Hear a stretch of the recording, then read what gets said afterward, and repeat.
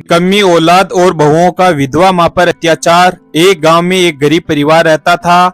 उस परिवार में पति पत्नी और उनके 3 बेटे और 3 बेटियां थी। पति कैंसर की बीमारी के चलते हुए थोड़े दिनों में मर जाता है और वह औरत विधवा हो जाती है।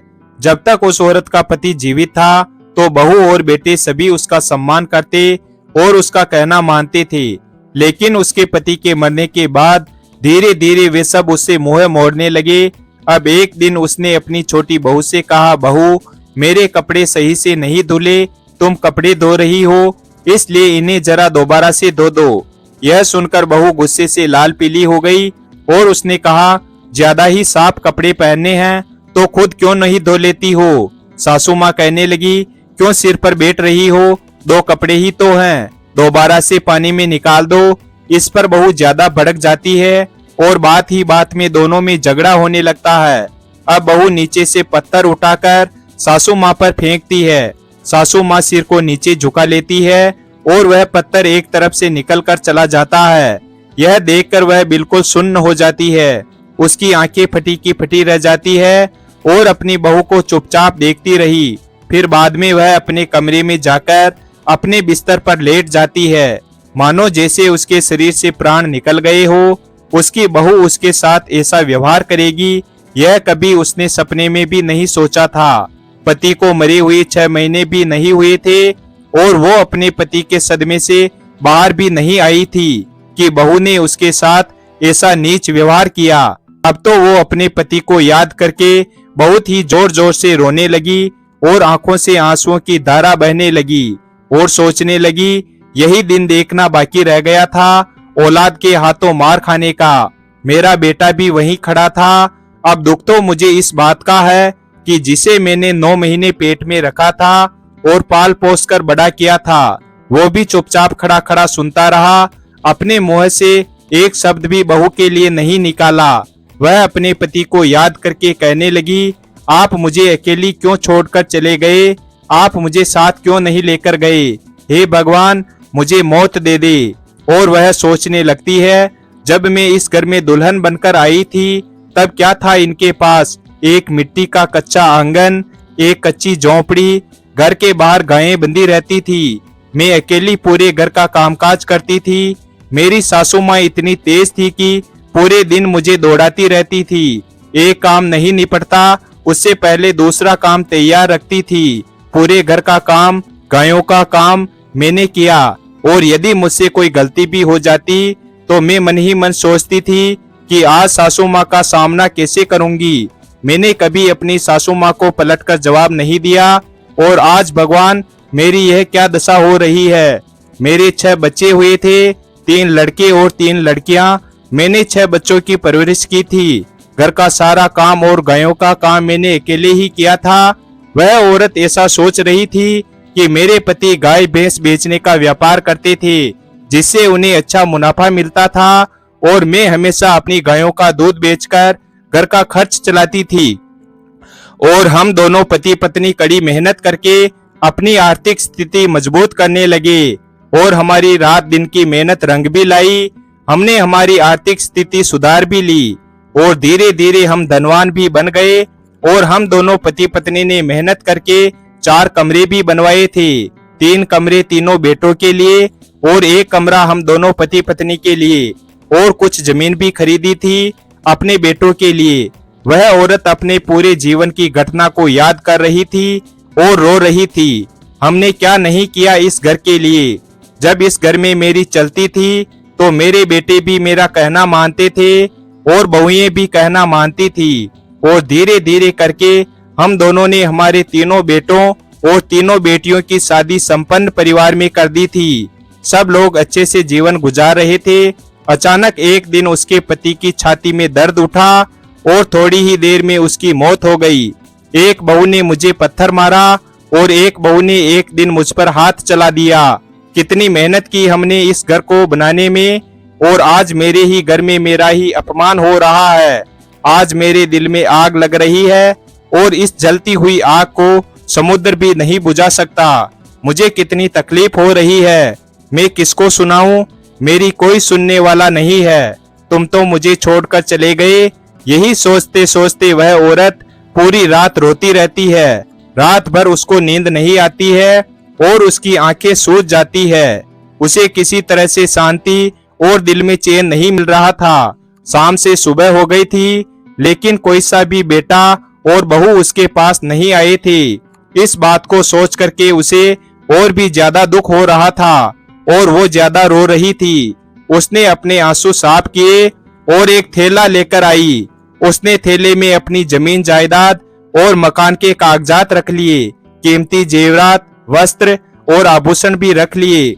जब वो घर से थैला लेकर जा रही थी तो तीनों बहुओं और तीनों बेटों ने उसे नहीं रोका और ना ही पूछा कि तुम कहाँ जा रही हो, क्यों जा रही हो, क्या दिक्कत है तुम्हें। अब वो औरत घर से थैला लेकर निकल पड़ी और मन में सोच रही थी कि मैं जिस दिन से इस घर में बहू बनकर आई, उस दिन से मैं अपने मायके में नहीं गई तो भी आधे दिन के लिए, या कोई भारी काम आ गया तो दिन भर रुककर शाम को वापस ससुराल लौट आती थी। भैया और भाभी पूछेंगे तो मैं उन्हें क्या कहूंगी, परंतु घर से तो थैला लेकर निकल चुकी हूँ, अब जाना तो है ही। ऐसा सोचते सोचते वह औरत अपने मायके में पहुंच गई।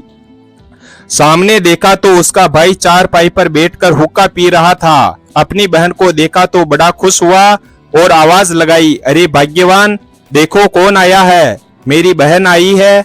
भाभी भी अंदर से आई, अरे दीदी आप आ गई, आज कितना अच्छा लग रहा है, चलिए चलिए अंदर चलिए, आप दरवाजे पर क्यों खड़ी हो, अंदर चलो, बैठो, जलपान करो, भोजन करो। भाई कहने लगा, बहन सब कुशल मंगल तो है ना, आज तुम्हारा अचानक कैसे आना हुआ। उस औरत ने अपना सामान एक तरफ रख दिया और बैठकर पानी पिया। उसके बाद भाभी ने भोजन परोस दिया। वो औरत 2 दिन से भूखी प्यासी थी। उसने बैठकर भोजन किया। उस औरत का चेहरा साफ साफ बता रहा था कि उसके ससुराल में उसका किसी से झगड़ा हुआ था। तो भाई ने पूछा, बहन क्या हुआ, आज से पहले तो मैंने तुम्हें ऐसे कभी नहीं देखा, कुछ ना कुछ बात तो है। मगर वो औरत अपनी असली बात को छुपा लेती है और कहती है, नहीं नहीं भाई, कोई बात नहीं है, तुम तो जानते हो उनके जाने के बाद मैं किस तरह से संभली हूँ। वो मैं ही जानती हूँ, जब वो थे तो कुछ ना कुछ करते रहते थे और मेरा मन लगा रहता था। अब तो घर में मातम सा छाया रहता है, कोई मुझे नजर नहीं आता। इसलिए भैया मैं कुछ दिन यहाँ रहने के लिए आई हूँ, यहाँ रहकर मन को भी थोड़ी शांति मिलेगी। वह औरत सामान लेकर अंदर चली जाती है, कमरे में जाकर लेट जाती है और गहरी सोच में डूब जाती है। उस औरत की आंखों में अपनी बहुओं का व्यवहार चल रहा था और बार बार उसे सता रहा था, उसके हृदय को चीर रहा था। और वह बात वो औरत बार बार बोलना चाह रही थी, मगर जितनी भी बोलने की कोशिश करती वो बात उतनी ही याद आती और उसे अंदर ही अंदर खाई जा रही थी। उसे रात भर नींद भी नहीं आ रही थी, आंसू आ रहे थे और इस तरह से सुबह हो गई थी। और वो औरत नहा धोकर खाना खाने के बाद बैठ गई और सोचने लगी, आज मेरे बेटे मुझे मनाने जरूर आएंगे, कोई तो जरूर आएगा। और वह औरत दरवाजे की ओर देखती रही। खाते पीते बातें करते हुए पूरा दिन गुजर गया, लेकिन उसके बेटे और बहुओं में से कोई भी उसे लेने नहीं आया। शाम हो गई, वह मन मसोस कर रह गई। रात में जाकर चारपाई पर लेट गई और गहरी सोच में डूब गई। उसकी आंखों से आंसू बह रहे थे। अपने बेटों की प्रतीक्षा में उसे नींद आ जाती है और फिर सुबह होती है तो सोचने लगती है, आज तो मुझे कोई ना कोई लेने जरूर आएगा और मैं चली जाऊंगी, मुझे भी तो बहुत सारे काम करने हैं। वो औरत दरवाजे की तरफ देख रही थी तो क्या देखती है, उस औरत की तीनों बेटियां अपने बच्चों के साथ आ रही थी और आकर के उस औरत के गले से लग गई और कहने लगी, माँ भाइयों के पास फोन किया था तो उन्होंने कहा कि माँ तो मामा के घर गई है, तो हम आपसे मिलने आ गई। वह औरत अपनी तीनों बेटियों से बहुत प्यार करती थी। अब 2-4 दिन उस औरत के उन बच्चों के साथ हंसी खुशी से दिन गुजरे। उसके बाद तीनों बेटियां अपने बच्चों को लेकर चली गई, क्योंकि उनके भी घर में काम करने वाला कोई नहीं था, इसलिए मजबूरी में उनको उनके ससुराल जाना पड़ा। इधर जब तक वे बच्चे रहे तब तक उस औरत का मन लगा रहा। उसके मुंह पर मुस्कान आ गई और जैसे ही वे बच्चे चले गए तो फिर से वो औरत सदमे में डूब गई। तब एक दिन भाई ने अपनी बहन को उदास देखा तो भाई ने अपनी बहन को पास में बुलाया और कहा, बहन, तुम मुझसे कुछ छुपा रही हो, सही सही बताओ, आखिर बात क्या है। तब उस औरत ने कहा, भैया, मेरे साथ ससुराल में अच्छा व्यवहार नहीं हो रहा। तुम देख रहे हो, आज 10 दिन हो गए मुझे, लेकिन कोई मेरी खबर लेने नहीं आया। भाई कहने लगा, कोई बात नहीं बहन, वो तेरे ही बच्चे हैं, कोई बात नहीं, तू ही चली जा। शायद वे अभी तक गुस्से में हैं, इसलिए नहीं आ रहे होंगे। बहन ने सोचा, चली जाऊंगी, मैं कल जाऊंगी, आज मैं अपने बड़े भाई से मिलकर आती हूँ। तो वह अपने बड़े भाई से मिलने पहुंची। उसका बड़ा भाई पहलवान था और लड़कों को पहलवानी सिखाया करता था। अपनी बहन को आता हुआ देखकर भाई बड़ा खुश हो गया और कहने लगा, बहन, मैंने सुना था कि तुम आ गई हो, लेकिन मुझे काम से समय नहीं मिला, इसलिए मैं तुम्हारे पास नहीं आ पाया। अच्छा हुआ जो तुम ही आ गई। और अपने पास में बिठा लिया और बहन के चेहरे की तरफ देखने लगा। बहन, क्या हो गया है तुम्हें? जीजाजी के जाने के बाद तुम इतनी गम में डूब गई हो, अभी तक उभरी नहीं हो, क्या बात है? तुम बहुत थक गई हो, तुम्हारे चेहरे का रंग उड़ गया है। तो बहन की आंखों में आंसू आ गए। तो भाई ने हाथ पकड़ लिया और कहा, क्या बात है, तेरा भाई अभी जीवित है? तो बहन ने रोते रोते सारी घटना बता दी। भैया, मेरी बहुएं मेरे साथ अत्याचार करती है, 2-2 दिन मुझे भूखे प्यासे हो जाते हैं। मेरी बहुएं मुझ पर हाथ उठाती है, कभी पत्थर से मारती है और मेरे बेटे उन्हें कुछ नहीं कहते। भाई को गुस्सा आ गया और पहलवानों से कहा, तैयार हो जाओ, आज हमें बहन के यहाँ चलना है। भाई बहन को लेकर के अपनी बहन के घर पहुंचा तो तीनों बेटों और बहुओं ने देखा तो कांपने लग गए। भाई ने जाते ही कहा, थोड़ी ही देर में यह घर खाली कर दो, नहीं तो मेरे पहलवान हथियार उठा लेंगे और तुम्हें यहीं पर ढेर कर देंगे। अब उसके बेटों और बहुओं ने डर के मारे जल्दबाजी में जो कीमती सामान थे वो ले लिए और घर खाली कर दिया और घर खाली करके चले गए। बहन को वहीं पर छोड़ करके भाई वापस चला जाता है। अब बेटियों को पता चला तो अपने बच्चों को नानी के पास भेज दिया कि जाओ नानी की सेवा करना। अब वो औरत अपने दोहिते और दोहितियों के साथ बड़े ही प्रेम से रहने लगी और उसने अपनी जमीन जायदाद जो थी वो सब कुछ बेच दी। जब बेटों और बहुओं की याद आती तो वह रोने लग जाती थी। मैंने 3-3 बेटों को जन्म दिया, मेरे 3 बेटे और 3 बहुएं हैं। वे बेटे भी बहुओं के चक्कर में मुझे छोड़कर चले गए, तो यह धन दौलत मैं किसको दूंगी? जो मेरी बुढ़ापे में सेवा न कर सके तो मैं उन्हें क्यों दूंगी? ऐसी क्या खराबी थी मुझ में? मैंने कितनी मेहनत करके यह घर बनाया, जमीन जायदाद खरीदी, ना कभी अच्छा खाया ना कभी अच्छा पहना, और इन बच्चों के लिए क्या नहीं किया था मैंने।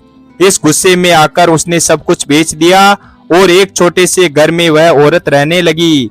और अब कुछ भी दिन बीतने के बाद एक दिन वे तीनों बेटे और तीनों बहुएं आकर उस औरत के पास में रोने लगते हैं और कहने लगते हैं, माँ हमें क्षमा कर दो, माँ हमें माफ कर दो, माँ हम तुम्हारे साथ में रहने आए हैं, या तो तुम हमारे साथ चलो या हमें अपने साथ रहने दो। वह औरत कहती है, बेटा आज तुम मेरे साथ रहने आए हो, मुझसे माफी मांग रहे हो, मैं माँ के हृदय से तो माफ कर दूंगी, पर बेटा मैं एक बेबस और लाचार बूढ़ी औरत हूँ और मैं विधवा भी हूँ। मैंने 10 दिन तक रो रो कर तुम्हारा इंतजार किया, तब तो तुम्हें मेरी जरूरत नहीं थी, तब तो तुम मुझे लेने नहीं आए।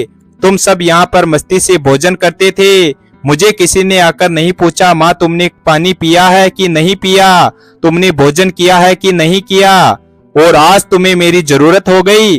बेटा माँ के हृदय से तो मैंने तुम्हें माफ कर दिया, पर मैं तुम्हें माफ नहीं कर पाऊंगी। मेरे पास कुछ नहीं बचा, मैंने सब कुछ बेच दिया है। अब तुम जहाँ भी चाहो वहाँ पर रहो, खुशी से रहो। मेरी जिंदगी के कुछ दिन और शेष बचे हैं, ऐसे ही गुजर जाएंगे और मैं यहाँ से चली जाऊंगी। बेटा याद रखना, जो तुमने मेरे साथ व्यवहार किया है वही व्यवहार तुम्हारे साथ भी होगा। तुम भी बूढ़े बनोगे, तुम भी सास ससुर बनोगे, तुम्हारी भी औलाद है। यह तो शुक्र है कि तुम्हारे पिताजी ने सब कुछ मेरे नाम कर दिया था, नहीं तो जीते जी तुम मुझे जहर देकर मार देते। मैंने सब कुछ बेच दिया, कुछ बचा है वो मेरे दोहिते और दोहितियों को दे दूंगी। तुम्हें जहाँ रहना है जहाँ रहो। फिर माँ ने रोते हुए अपना फैसला सुना दिया। कहते हैं कि माँ की दुआ कभी खाली नहीं जाती, माँ का आशीर्वाद कभी झूठा नहीं जाता और माँ का श्राप भगवान से भी कभी टाला नहीं जाता।